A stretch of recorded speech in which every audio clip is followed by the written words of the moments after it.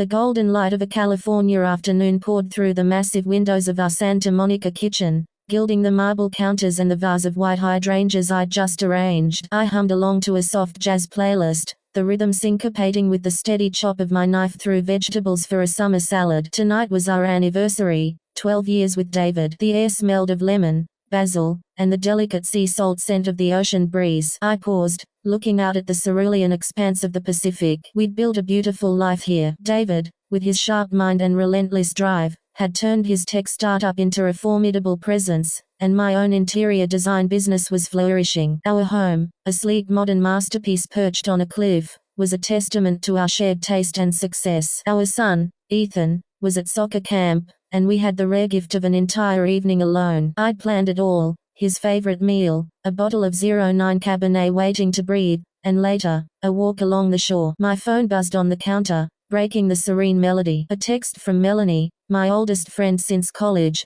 lit up the screen. Hey Claire, thought you were working from home today? Just drove past your studio downtown and saw David's car in the lot. Surprise lunch date. Lucky you. A cold trickle, completely alien to the warm kitchen, traced a path down my spine. My studio was across town. David's office was in the opposite direction, in Silicon Beach. He'd kissed me goodbye that morning, saying he had back-to-back investor meetings all day. He'd even sighed, running a hand through his still thick, sandy blonde hair, pretending to be beleaguered. It's endless, Claire. Don't wait up for lunch. I stared at Melanie's text. A mistake. It had to be. Maybe he'd lent his car to an associate. Maybe he'd had a meeting near my studio. 1,000 reasonable maybes sprouted in my mind, fragile as dandelion seeds. I called David. It rang once, then went to voicemail. You've reached David Miller. Leave a message. His voice, usually a sound that grounded me, now felt like a recorded lie. Hey, it's me, I said, my voice oddly bright. Just checking in. Melanie thought she saw your car near my studio. Everything okay with the meetings? I hung up,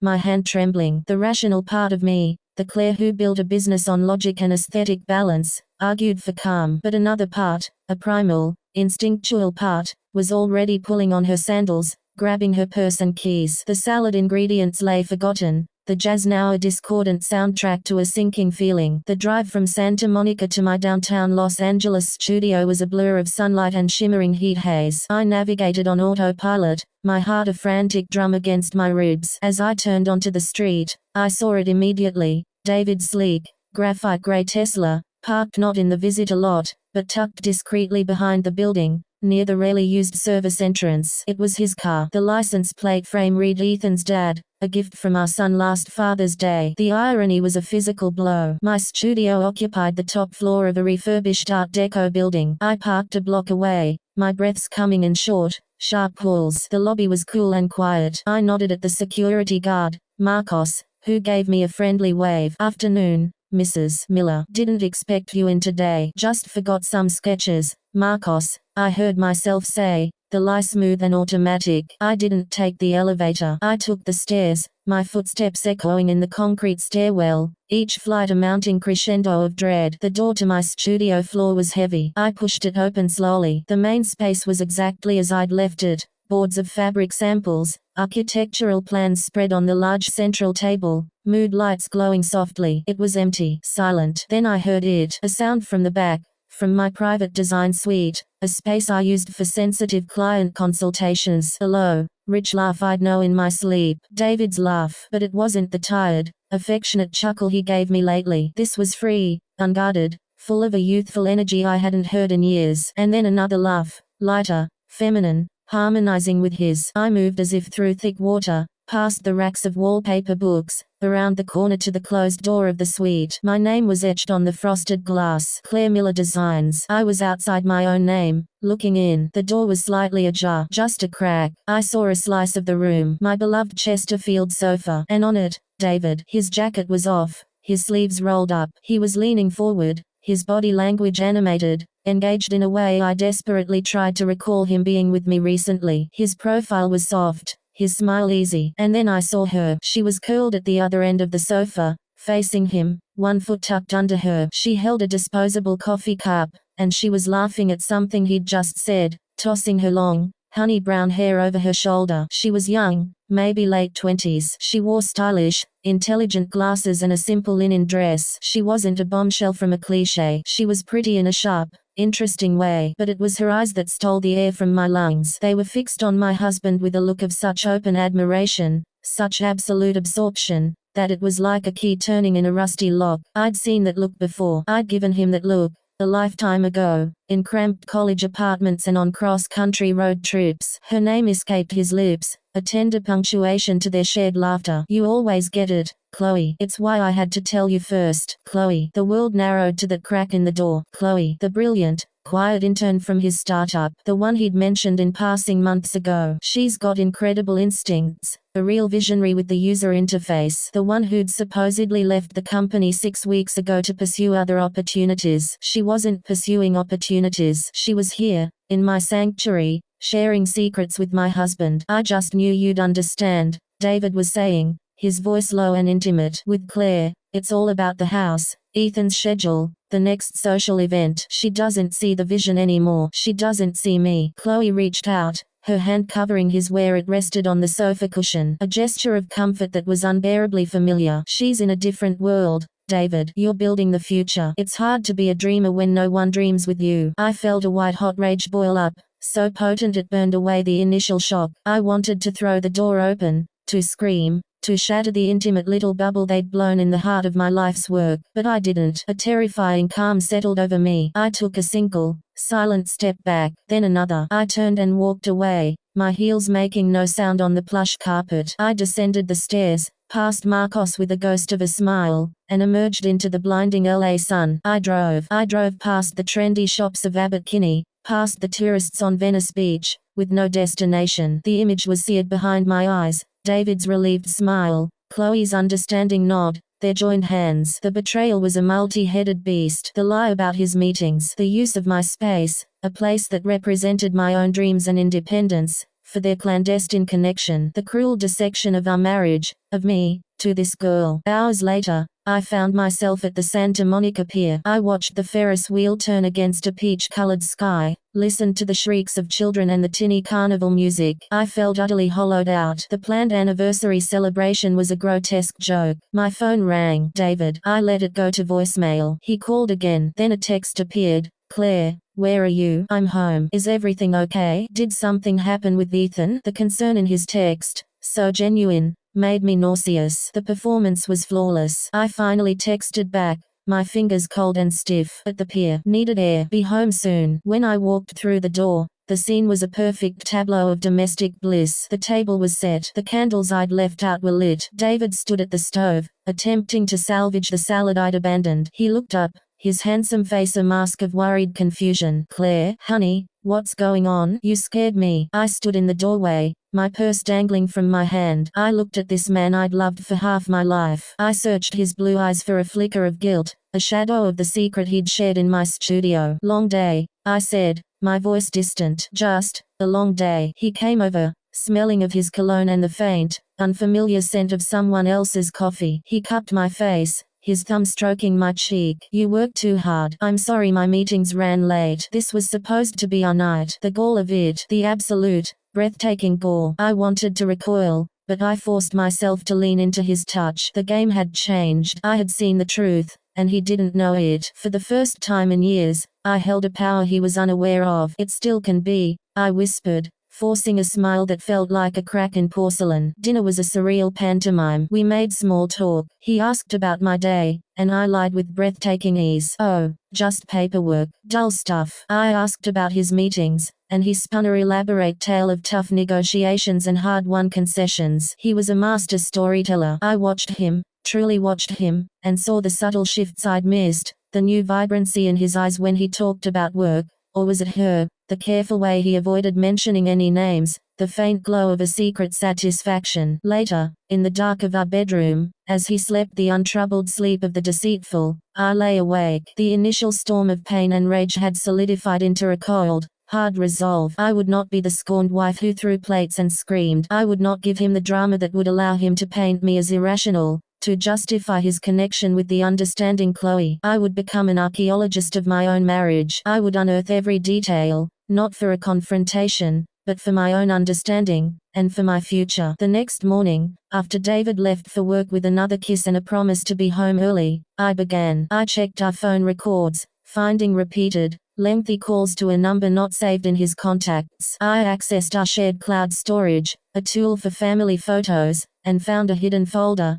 password protected. My heart hammered as I tried variations. Ethan's birthday? No. Our anniversary? No. The date of his company Zippo? Yes. Inside were not scandalous photos, but something that felt, in a way, more intimate. Drafts of a business plan, sketches of a new app interface, brainstorming notes, all authored by CM and DM, Chloe and David. This was their shared vision, the dream I supposedly couldn't see. They were planning a new company together. My studio had been their war room. I hired a discreet private investigator, a former LAPD detective named Susan who listened without judgment. You need to know the full scope, she said kindly, for legal reasons, especially with a child involved. The facts Susan unearthed were clinical, yet each one was a laceration. Chloe Parker, 28, graduated top of her class from Stanford, worked at David's company for 11 months, left officially 6 weeks ago. They met weekly, often at my studio, sometimes at quiet cafes in neighborhoods where we didn't know anyone. The PI confirmed what I'd already sensed. This was not a tawdry physical affair caught in a motel room. This was an emotional and intellectual entanglement, a meeting of minds they perceived as transcendent. They saw themselves as pioneers, misunderstood by the world, finding solace only in each other. It was a romance novel they'd written for themselves, and I was cast as the obstructive, materialistic wife. The knowledge was a bitter tonic. It allowed me to see the erosion that had happened in my own marriage. In our focus on building a life, the house, the careers, the perfect family, we had let the quiet, dream-sharing conversations fall away. He had drifted, and instead of turning to me, he had found a lighthouse in someone else. I started recording our conversations at home, legally in our one-party consent state. I meticulously documented financial records, securing copies of everything. I met with a lawyer, a formidable woman named Linda Carter, who specialized in high-net-worth divorces. You're doing everything right, Linda said. Knowledge is power. Stay calm. Plan your exit on your terms. Throughout it all, I played my part. I was the slightly distracted but loving wife. I asked about his work with feigned interest, and I watched his face light up as he spoke of new projects, careful never to mention a partner. I let him believe his secret was safe. The power dynamic had subtly, irrevocably shifted. I was no longer a victim in my own story. I was the director, waiting for the right moment to call cut. That moment came 4 weeks later. David was working late again. Ethan was at a sleepover. The house was silent. I knew,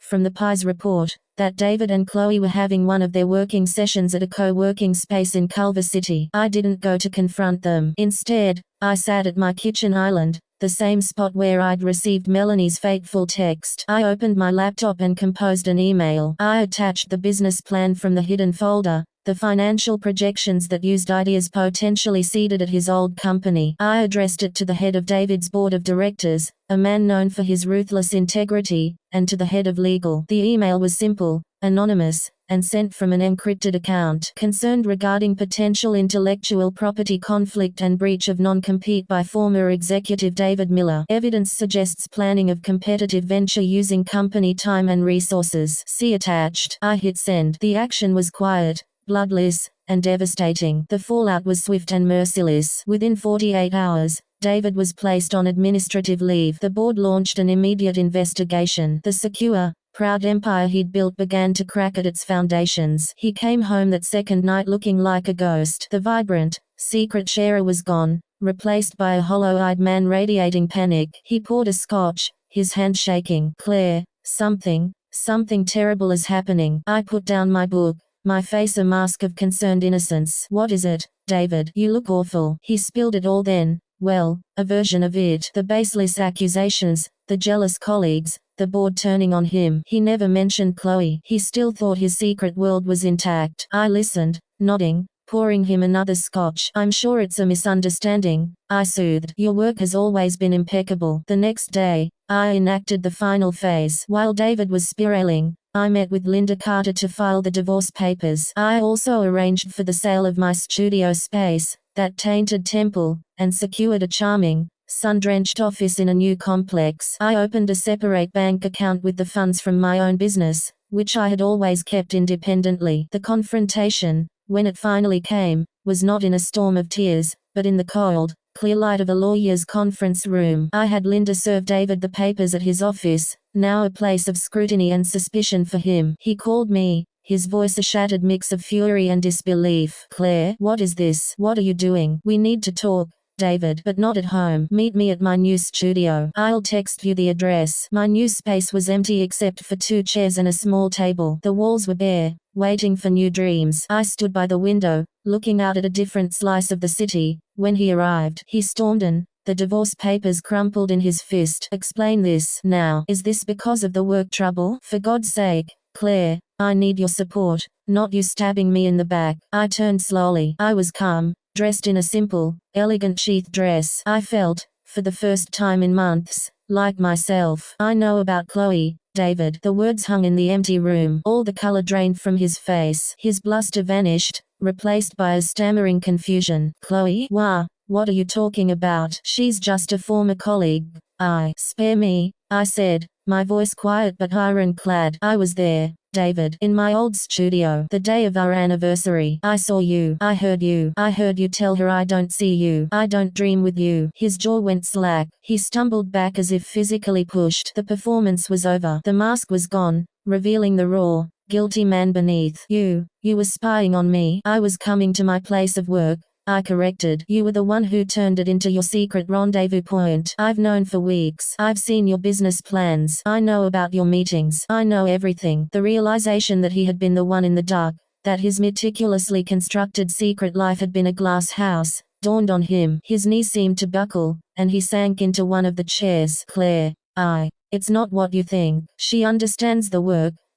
Stop," I said. The word a whip crack. "I don't care about your excuses. What you and Chloe have is built on lies and betrayal. You used my space, you lied to my face, you dissected our marriage to make yourself the hero of your own story. You didn't just betray our vows, David. You betrayed my trust in the most calculating way." He looked up at me, his eyes wide with a dawning, horrible understanding. "The email to the board, that was you." I didn't deny it. I just looked at him. "You destroyed me," he whispered, aghast. "No, David," I said, walking toward the door. "You were building your own destruction the moment you invited her into my studio. I just helped the board see the blueprint. The divorce is non-negotiable. My lawyer has all the documentation. Fight me, and every detail of your partnership with Chloe, financial, emotional, and ethical, will become public record. Walk away cleanly, be a good father to Ethan, and you can salvage some privacy and some of your assets." I paused at the threshold, looking back at the shell of the man I'd loved. There was no joy in this,